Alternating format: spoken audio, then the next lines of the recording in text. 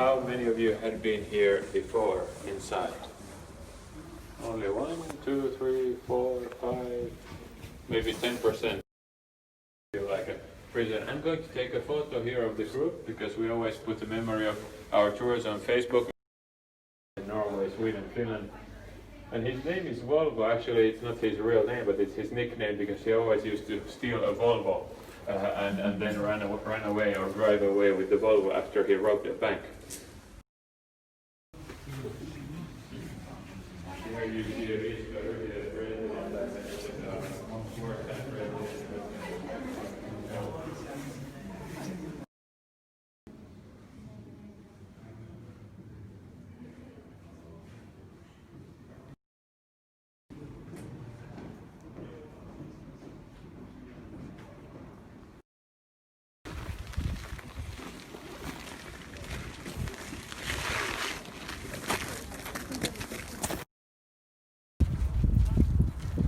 Alright, so here we are, and we have interesting buildings here around us, but then we have this kind of a little different looking gate and stone wall, and you see the ground here, these stones, and then the year.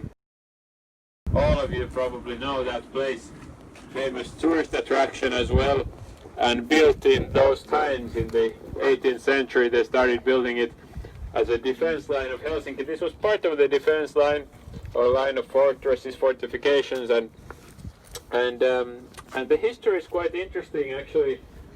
That you know how you have a King's Gate there in Suomenlinna, and you also have a King's Gate right here. And you maybe saw this beautiful architecture already here. So these are so-called Art Nouveau style buildings that were built in the first decade of the 20th century here. These are some very nice neighborhoods built at the end of the Russian period. And together with the Russians, there were also many foreigners living in this area. Russia is a huge country, and there are also all kinds of nationalities. There are like different Finnish-related people, also Turkic peoples, and so there was a Turkish lady living here also in the old times. Actually, until the Second World War, when she fell and slipped and then fell under a tram. There used to be a tram number 5 going here, and the tram cut her entire leg. One of her legs she lost, and she was forced then to walk with an artificial leg, and she was walking these streets like this.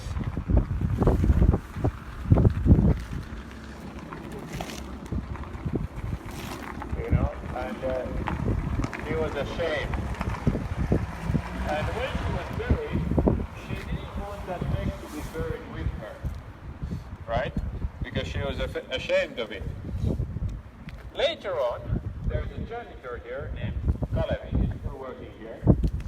Wait a minute. It's like shadow there walking like that. I was just going to say, yeah, look at that. That's the Turkish lady, because I was just going to say that this Kalevi, the janitor, actually found this leg. This is a true story. The Kalevi, he still walks around here. He's the janitor. He found, once cleaning the attic, in a box, he found this artificial leg. They found this leg. Memory on these streets, you know, that sometimes you hear this sound and maybe you see her shadow walking through the streets. I think we just saw it. That's amazing. So, now we're going to go up the street, follow the Turkish way, turn left. When you go there, be aware, you might see the ground. Let's go continue until the end of the street. From the beginning of the 20th century. One of the architects was called Eliel Saarinen. Do you remember that Eliel Saarinen also designed the railways? Which is of course a Lutheran cathedral. And then the Red Cathedral, Ussvenski Cathedral, an Orthodox cathedral.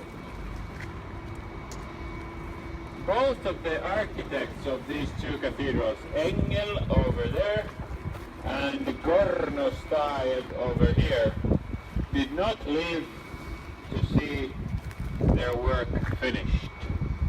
They both died. Any architects here, by the way? No architects? In your family and friends? If you meet an architect, just a tip, you know, don't design a...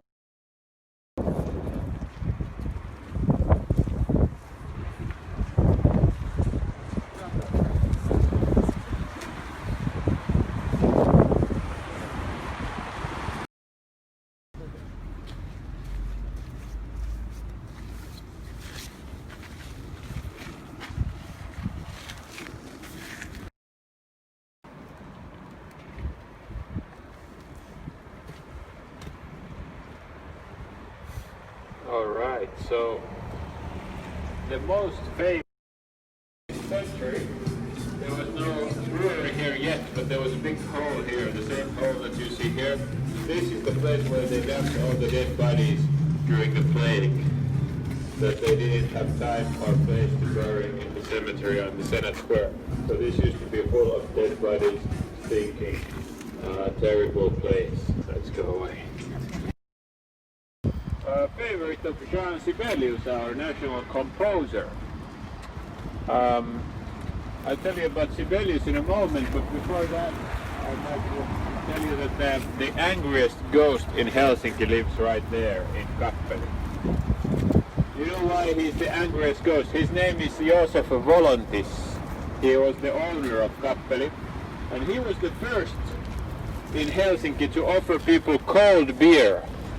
He had cold beer before fridges were invented. You see, he had some kind of a predecessor of a fridge, and he could give people cold or sell cold beer.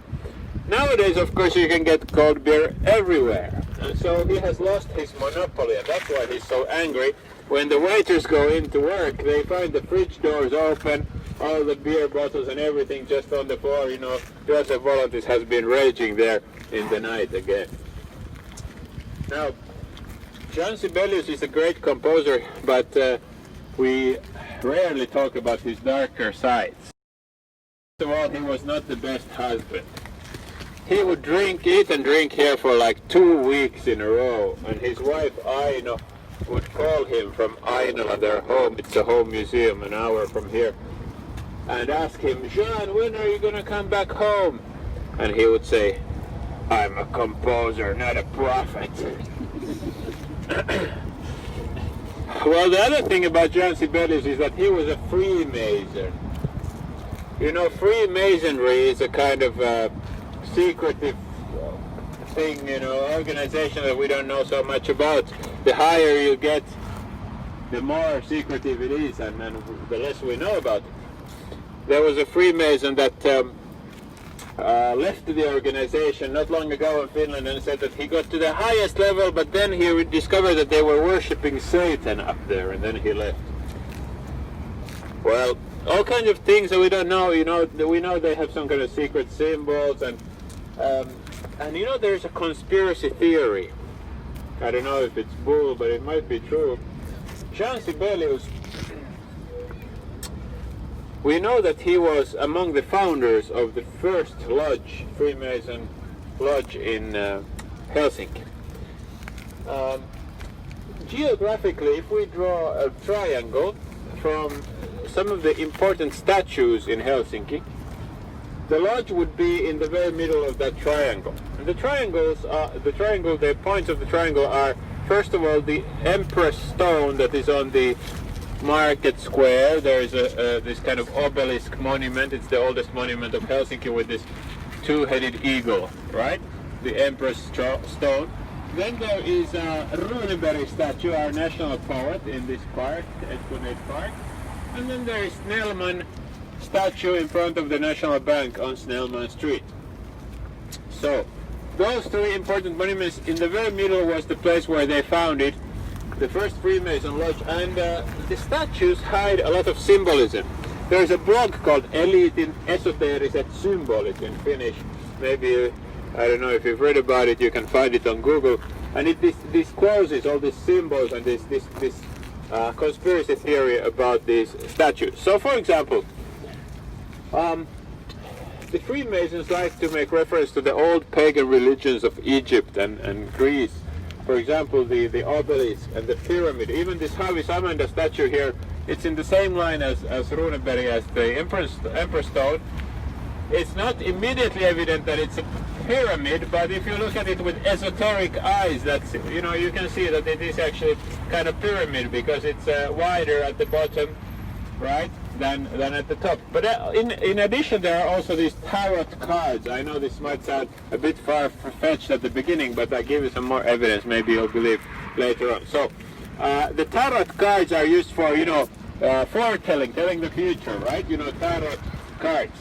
And there are also symbols in these tarot cards that correspond to these statues. So, for example, Haavisamanda has a tarot card that has a lot of the same symbolism, and some other statues as well.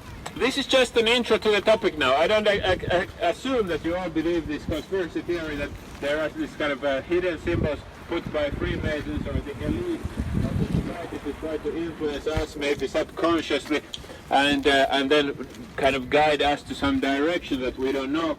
Okay, I don't expect you to believe this immediately, but let me show you some other statues, and I think the evidence will perhaps make you think toward the end. So let's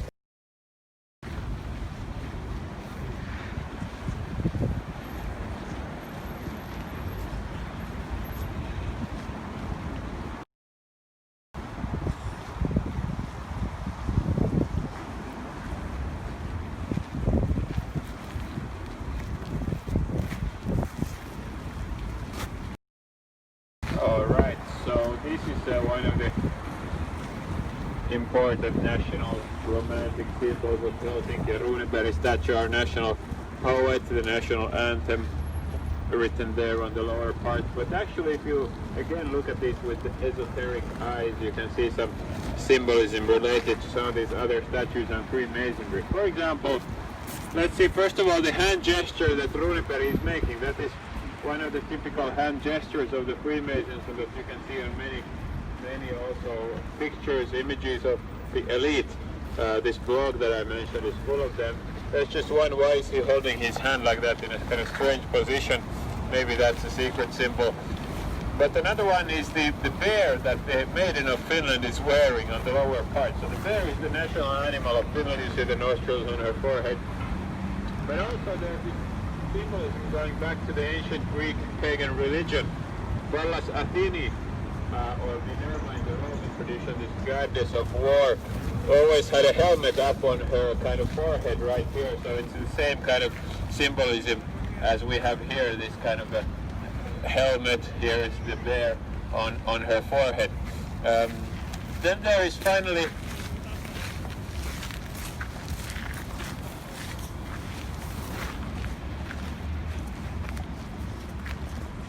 first of all, the obelisk shape, that is the same shape as the Emperor Stone, as I mentioned, straight in line there on the market square. Same shape, the obelisk. And then we have this. We would like to think maybe this is just in memory of Runeberg, because this was actually sculpted by his son, you know, so when he died, okay, maybe it's for his memory. But actually, you find the very same symbol important to the Freemasons in the Emperor Stone, held by the two-headed eagle, you know, in the foot. If you remember, they have the same symbol there. So several symbols here that are similar, but I still think that some of you might think, oh, this is just too far-fetched, it's just a full bunch of nonsense, right? So in Finnish we have this saying, ei kahta ilman kolmatta, there's no two without a third one, so we go see a third one, and I think that will finally convince you. From behind the wall. A 15-year-old boy heard that banging and started looking for it. Where is it coming from? And he discovered that there are some closets. Spirit of a girl saying, "Let me out of here," or probably more like, "Get me out of here." And he was so shocked that he fainted. He was lying on the floor when he was discovered sometime after that by the other people at the birthday party, who realized he had been away for some time. And they woke him up and said, "What happened?" And then he told the story of this spirit of this girl. Check it out, and we might be able to use it in a moment. If you have a good flashlight in your phone, you can root the man who compiled it. And then there's Väinämöinen, the hero. Looks a bit like Gandalf, because actually the Kalevala was one of the inspirations for J.R.R. Tolkien for his Lord of the Rings. He even learned Finnish to read the Kalevala in the original. Right, so if you look at it just like that, it looks like, again, this kind of national romantic statue. But then if you again have some esoteric eye, you might see that it's a shape of a pyramid, right?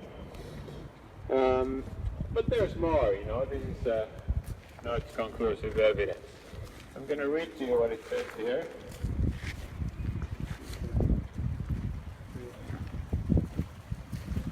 So it says Elias Lönnrot and Kalevala, but there's a special text here. It says Sain sanat salasta ilmi. In Finnish, salasta means that there's some kind of a secret hidden in here.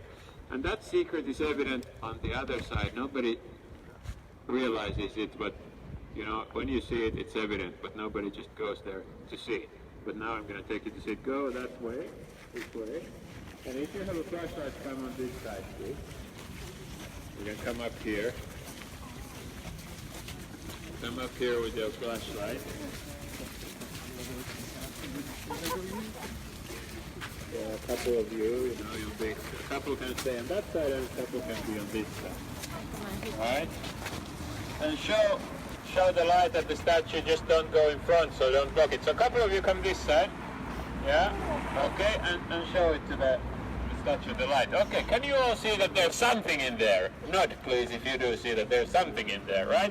So now you see that I'm not making this all up, that there's something hidden in these statues. There is something hidden in these statues, but what on earth is that?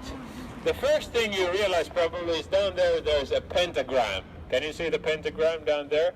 The star, you know, the pentagram, yeah. Now, you know the pentagram from different kind of movies where there are these occultist kind of, you know, sessions where the glass is moving and this kind of ghosts, right? But it's a wide symbol, of course, the pentagram, but you know it from those kind of movies. And then there is something going through the pentagram as if somebody had erased something, like a text or something. This whole thing here, like that, is like an empty, something has been erased. I don't know what. Maybe there was some text that somebody didn't want to be there or something. Questions? Well, then around the pentagram we have these little hairs. You know, you see this like hair. 1, 2, 3, 4, 5. Can you see the hair around the pentagram? Not, please, if you do, yeah. Both sides of the pentagram there's some hair. Okay, so if the hair is down there, then maybe we have to start looking at it like upside down. If the hair is down there, then actually above the hair we have a big forehead, right? Then above the forehead we have two huge eyes. In the middle of the eyes we have a huge nose. And from the nose you see the mustache going on into the bronze statue. Can you see it now? Nod if you can, please. Quite a few of you can. Yeah, you're laughing. Now you see the hair, the forehead, two huge eyes, nose in the middle, and then the mustache going into the statue. How many of you can see that? Nod, please. Okay. At least the majority can see that. So that is something of a kind of spectacular thing here on the statue. A head upside down on the Kalevala statue with a pentagram in the forehead. What on earth is going on? I have to admit to you, I was actually in this high school for 3 years. This is the Ressu High School. I was here like every day for 3 years, and I never noticed this. Every day I was going past the statue, never noticed this, and none of my friends ever said, hey, do you know about this statue? Nobody. I once brought my friend here, now that I know about it, and asked, did you ever notice this? No. Did anybody ever tell you about this? No.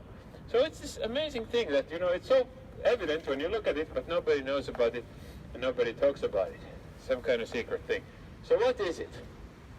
Well, there are several explanations or possibilities. One explanation, because it's a Kalevala statue and it's kind of so evident that there has to have been some kind of discussion about it. One explanation is that it's Antero Vipunen. It's a figure from the Kalevala who's kind of some kind of a shaman figure or sage, and that's kind of an explanation. But you know, why on earth is he wearing or does he have a pentagram on his forehead? I don't know if that's a really kind of satisfactory explanation. You know what? This blog, again, this blog about the esoteric symbols of these, the elite in these statues that I mentioned, has another explanation and uses the tarot cards again to help. In the tarot cards, if you're familiar with them, there is one figure, one card that has the pentagram on the forehead. And that card is called the devil.